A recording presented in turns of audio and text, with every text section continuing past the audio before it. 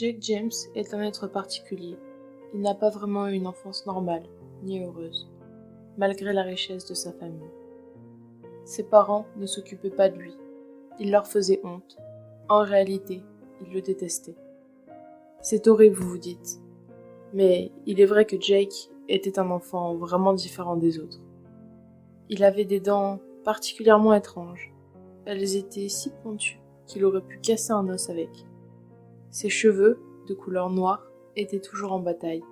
Ils étaient impossibles à coiffer. Sa peau. Que dire de plus, hormis le fait qu'elle était si pâle qu'on aurait cru un mort. Et puis ses yeux, d'un bleu si clair, presque blanc, regardaient en permanence dans le vide. C'était un enfant malheureux, entouré par la richesse qu'il ne pouvait atteindre, tout comme l'amour de ses parents et l'amitié des enfants de son école qui le rejetaient sans cesse.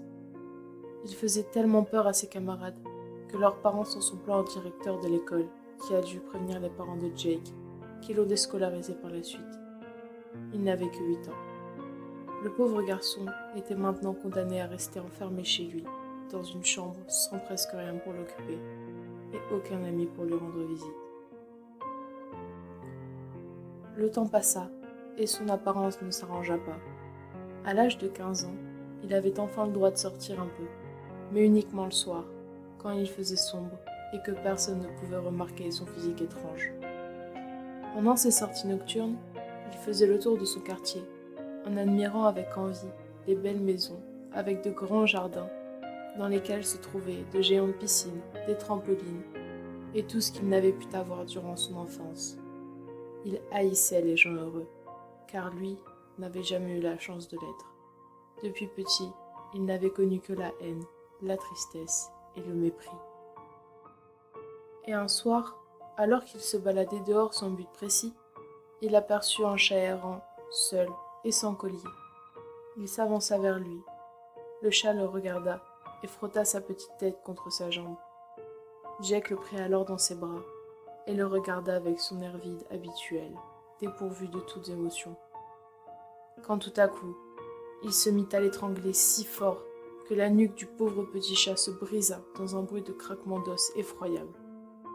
Quand Jake avait entendu les petits cris d'agonie du chat avant sa mort, il ressentit quelque chose d'inhabituel et de si fort.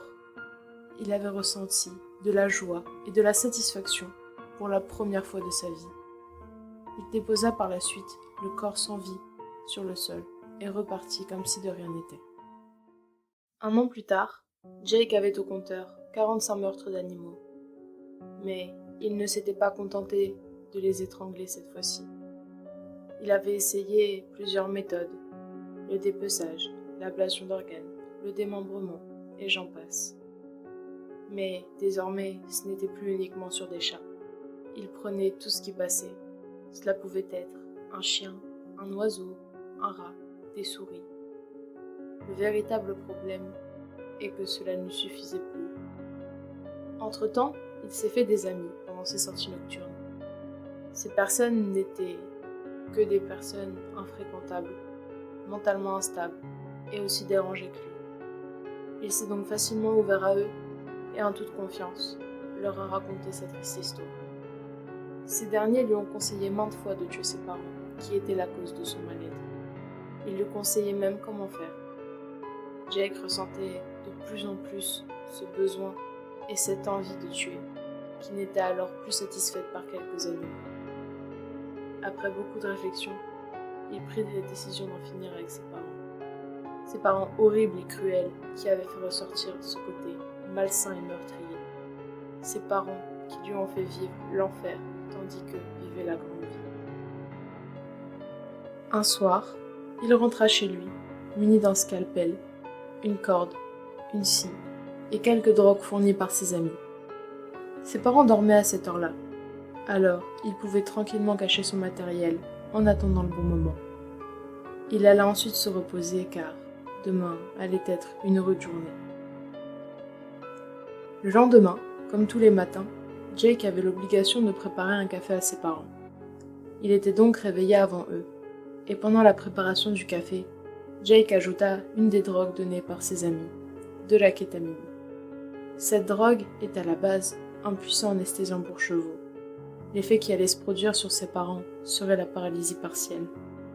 Ils seraient donc capables de voir, de comprendre ce qu'il se passe et de ressentir la douleur, mais sans pouvoir bouger. Ils allaient être spectateurs de leur mort. Jake déposa les tasses sur la table du salon. Une fois réveillés, ses parents descendirent prendre leur café en se posant tranquillement dans leur fauteuil comme tous les matins. Pendant qu'ils le buvaient, Jake retourna dans sa chambre afin de tout préparer pour le spectacle. 10 minutes passèrent. Pendant que Jake descendait les marches, l'air impatient, ses parents, eux, étaient toujours dans leur fauteuil. Leurs yeux étaient remplis d'incompréhension et de peur en voyant Jake descendre les marches avec tous ses outils. Et ils ne comprenaient toujours pas pourquoi il ne pouvait plus bouger. Une fois descendu, Jake se tient alors devant ses parents, avec un sourire qui laissa apparaître ses grandes dents pointues, anormales. Il leur dit alors : « Papa, maman, si vous ne pouvez plus bouger, c'est à cause de la kétamine que j'ai versée dans votre café. Vous devez vous sentir défoncé, non ? Ouais, c'est totalement ça. Vous êtes chanceux quand même. Je vous offre la chance de vous taper un énorme trip avant de crever comme des chiens. C'est pas ouf ça ? Ah, c'est vrai.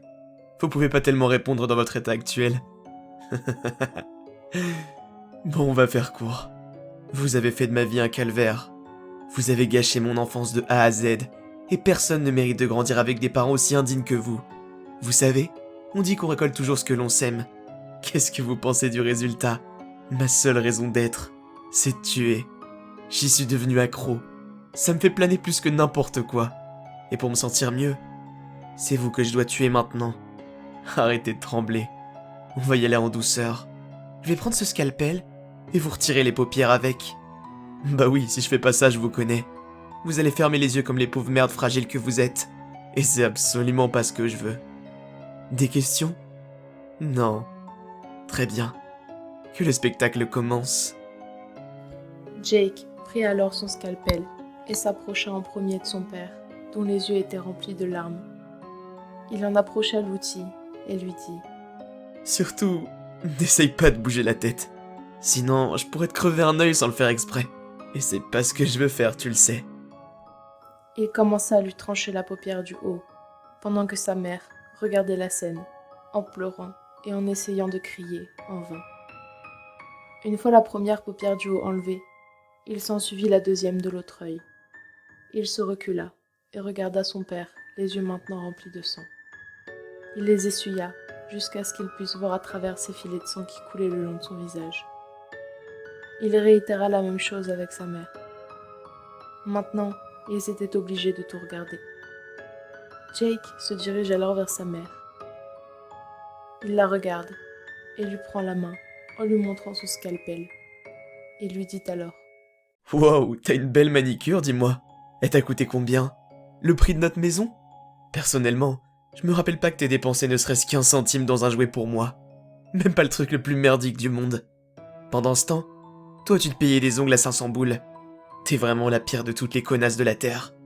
Tu veux voir ce que je vais en faire de tes faux ongles à la con, moi ? Il saisit un doigt et d'un coup sec, enfonça le scalpel sous son ongle.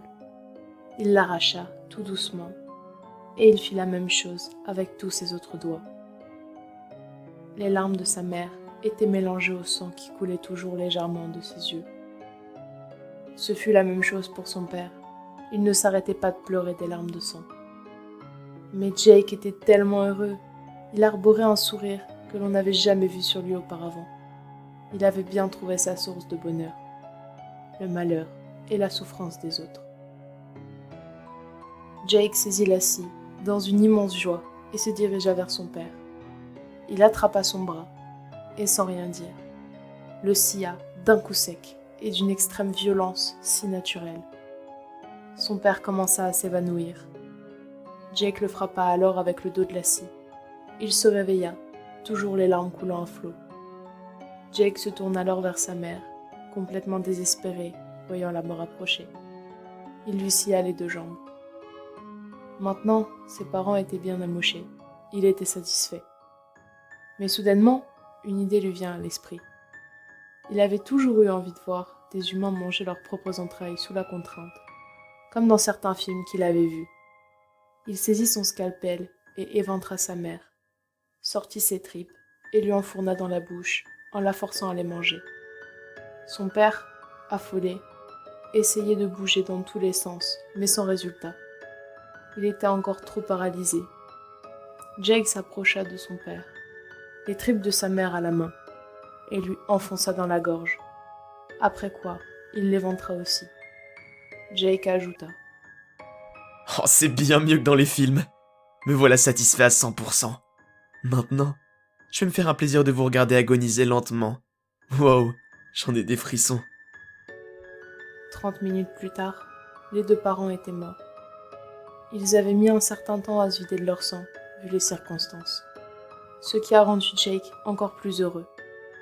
Il prit la corde qu'il avait ramenée et pendit ses deux parents, les laissant se vider de leur sang et de leurs organes, tombant sur le magnifique sol blanc de leur grande maison, qui n'était entre nous plus très blanc.